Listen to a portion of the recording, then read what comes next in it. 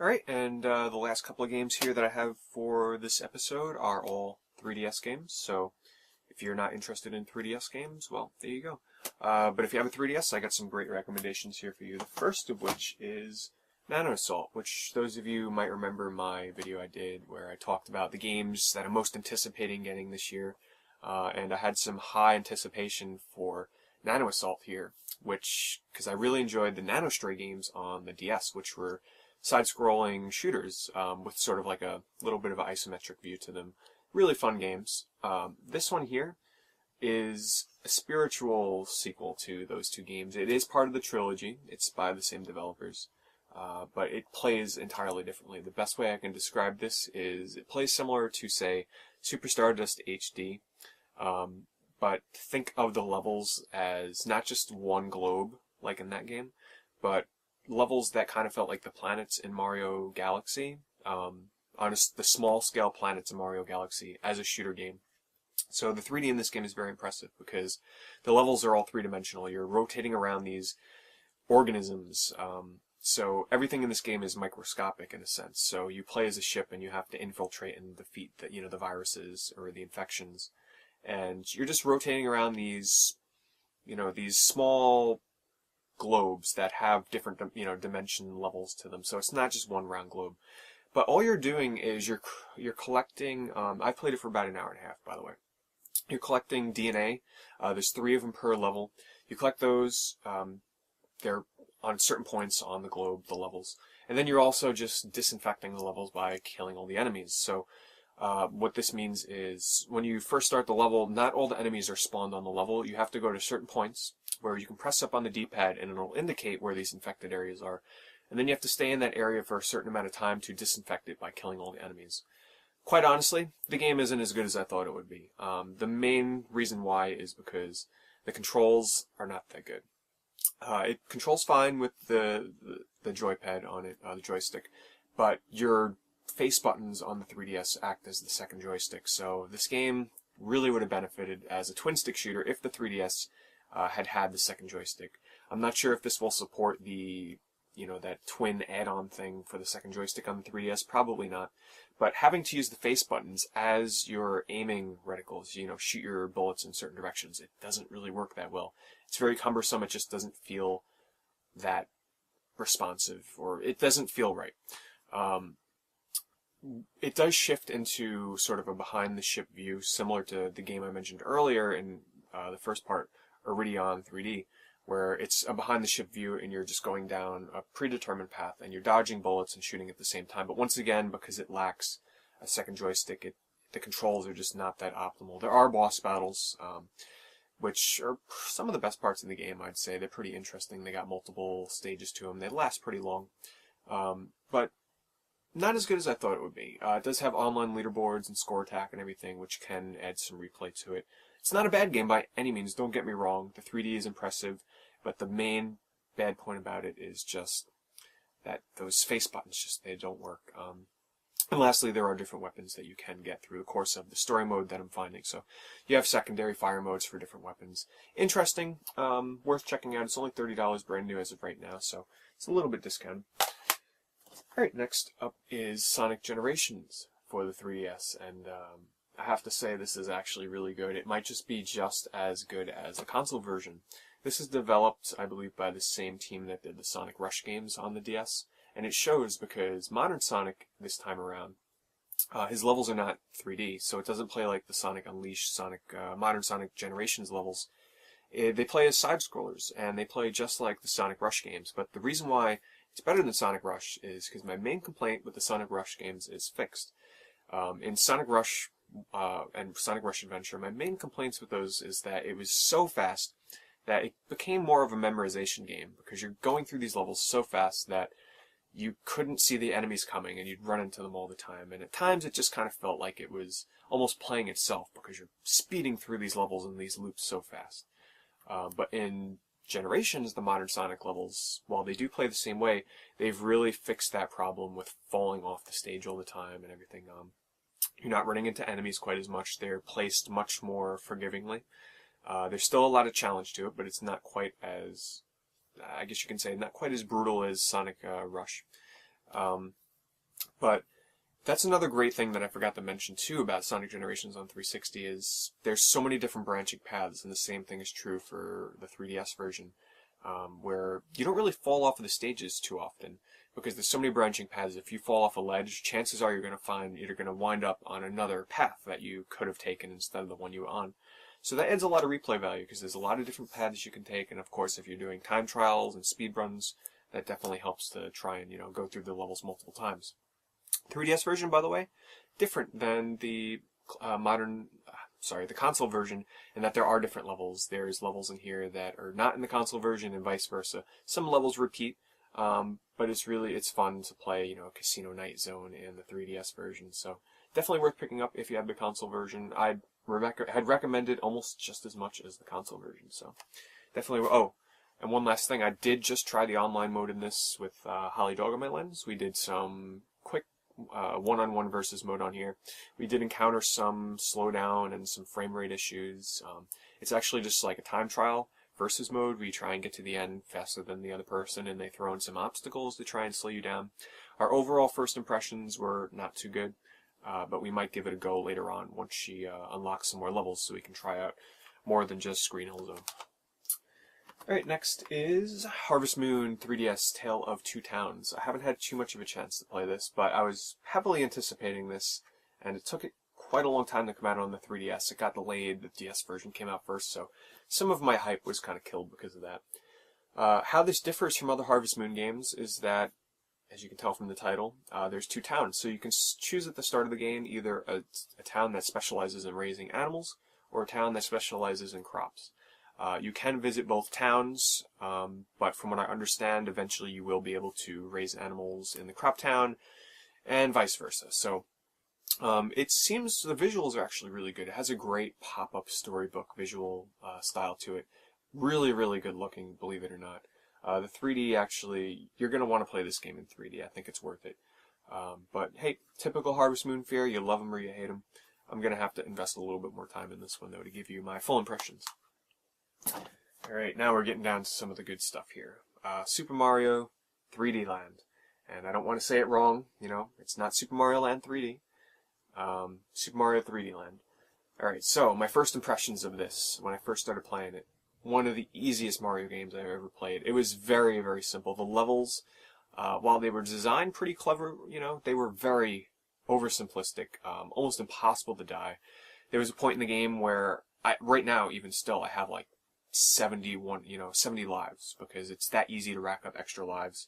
So if you're looking for a challenge, that probably won't come until New Game Plus. Now, I haven't reached that part yet. I'm actually towards, maybe like 75% through with the game. But I heard that when you do, I'm not going to spoil it, but when you do a certain thing in this game, you unlock more levels that are much harder to do, to complete. So that's what I've heard. And the 3D in the game is actually amazing. There's two different 3D modes. By pressing up or down on the D-pad, you can shift between a 3D that comes towards you out of the screen and a 3D that recedes into the screen. Obviously, I'm going to choose the one that kind of comes towards me because most games on the 3DS kind of recede into the screen. So for something unique and different, I chose it to pop out towards me. And it really, a lot of the levels in here use that 3D very clever, in clever ways that will make you be like, wow, this is why I wanted the 3DS in the first place, for games like this. So what a fun game. Obviously, it reminds me most of a blend of, say, it's got a mix of like New Super Mario Brothers meets a little bit of Mario Galaxy. It takes a lot of inspiration from Super Mario 3. As well as some of the more free roam levels remind me of Super Mario 64. So it takes a lot of inspiration from different games. Most of the levels are very linear though. Some of them let you do a little bit of exploring. But for the most part, there are 2D side-scrolling levels, which will have, it's not just going to be, running from left to right. You can go into the foreground and come back to you can go into the background and come back to the foreground. It's not just going left to right. And then obviously you have the levels where you can do a little bit more free roaming around. But for the most part, they're pretty linear. It doesn't start to get challenging, I'd say, until the halfway mark through the game. So don't be put off by the first half of the game. It is kind of easy, but totally worth it. Really fun game. This is one of the titles, though, I'm telling you, if you don't have a 3DS, you better start thinking about one, because this is making worth the purchase. Alright, this game here I bought because it was $9 brand new, so I was like, what the heck, you know, I wanted to buy this game when it was new for 40. Kind of glad I held off. And that's Dream Trigger 3D. This was one of the early games on the 3DS. It was one of the first games to come out after the initial launch games. This here, kind of hard to describe. It's like a music shooting arcade game. It's very strange. You have the top screen where you'll have the enemies that you're supposed to shoot, but then in order to shoot them, you have to basically ping them on the bottom screen, the touch screen. So you have to tap on the bottom screen to make these pings that if they detect the enemy on the bottom screen with the ping that you make, it will make them appear on the top screen so you can actually shoot them. It has some sort of like techno classic remixes to classic songs. The visuals are actually pretty cool in the 3D mode. But here's the thing, this game does not hold your hand. It was funny because when this game first came out, everybody was like, even the reviews, they were like, you know, you're going to start this game and you're going to try and play, you're going to think you have the concept down, and then you're going to go to play and you're just going to get your ass handed to you because the game starts off extremely hard. It doesn't give you a chance to learn the gameplay mechanics at all. So I'm like, how hard could it be? I start this game up, I die within like the first 5 seconds, 10 seconds, and I'm like, alright, let me try it again. Next couple of times, I die. I'm barely making any progress here.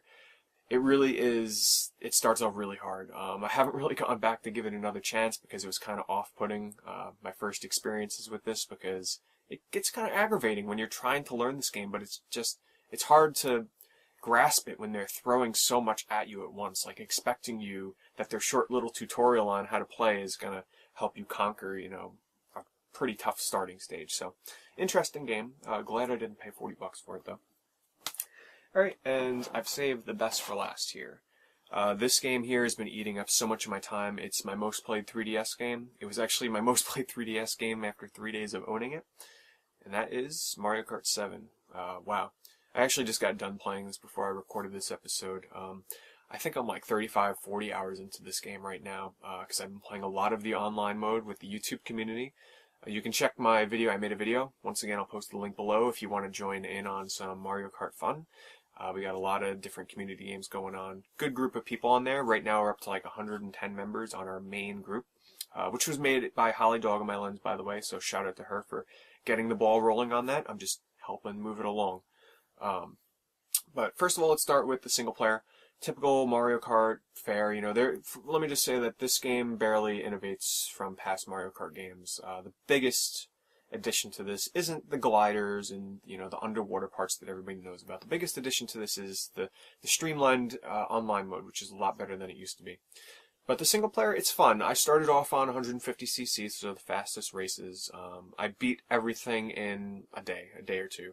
It's not a very long game. There's 32 courses, 16 are old tracks, 16 are new tracks. The new tracks are actually pretty good. There are some really well-designed tracks in there. My favorites have to be the new Rainbow Road, because some of the new tracks are actually, it's not laps, it's just like a straightaway. So it's pretty fun. But getting into the online mode, once again, you have the kart customization, so you can customize your kart, your wheels, to, you know, basically customize your characters a little bit. Do you want more handling, or do you want more acceleration? You want more speed? Depending on which character you pick and which kart you use and what wheels you pick, you can kind of customize it the way you like. I personally am a light kart guy. I like to use the guys with fast acceleration and good handling. So, but what they did with online is they created communities. So you can create a community and just play together with a group of people. There's lobbies that you can meet in, and you can start games. There's predetermined lines that you can choose to say, like, hello, good game, you know, let's get started, stuff like that. It's not perfect. You can't join people in a community when they're in the middle of a race, so you kind of have to join when they're sitting in the lobby waiting for people. It doesn't always work out the best way. You're better off using like a third-party program, like an instant messaging program to kind of communicate outside of Mario Kart when you play this. But online, I get no lag personally. Not many other people I've heard complaining about lag, so this game is pretty lag-free. It, for the most part, loads the battles pretty fast, so there's not too much waiting, but man, this game is so much fun. They added in a couple of new items, which doesn't do too much to enhance the experience. You get a fire flower and you get a Tanuki tail. Tanuki tail is like useless. I hate that item. And Lucky 7, which gives you 7 items at once, which is a lot of fun. But this game is all about online. If you have a 3DS and you have a wireless router, man, you have to get this game. If you don't have a 3DS, I'm telling you, this game is totally worth buying it for. Even if you played all the other Mario Kart games and you think you've seen it all, if you enjoy them, pick this game up. It's a lot of fun. The graphics, by the way, on this, they're better than Mario Kart Wii. This game looks phenomenal. One of the best looking games on the 3DS so far, without a doubt. But yeah, I mean, I can't really say too much more about Mario Kart 7. It's just a blast to play online. Single player, hey, you got to get it out of the way to unlock some stuff. Oh, and that's another thing with unlocking. You unlock stuff gradually over time, so you're constantly, you can collect coins. They brought the coins back again.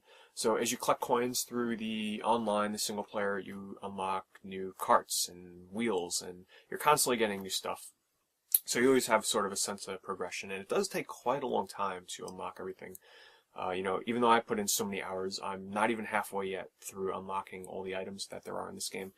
And lastly, they also included battle mode, so you can do battle mode, and this game supports up to 8 players online. And you can customize, I know I'm kind of jumping around here, but I'm just thinking of all the things you can do in here. You can customize in the communities. Let's say you want to do a GP race, Grand Prix race with bananas only, you can do that. Grand Prix race with with mushrooms only, you can do that. Shells only, bombs only, same thing with battle mode, so there's some customization in here. So anyway, that is Mario Kart 7. Without a doubt, if you can't tell, I really, really enjoy this game. It's a lot of fun, and I'll be playing this online for quite some time, I imagine. So anyway, there you go, guys. Sorry about that. It's been a extra long episode of games I bought recently, but there'll be another one coming up in the new year, as I'll show you guys the stuff I got for Christmas and everything like that. And I've got some pretty cool stuff that I've picked up, for Christmas time. So anyway, guys, thanks for watching, and I'll see you soon.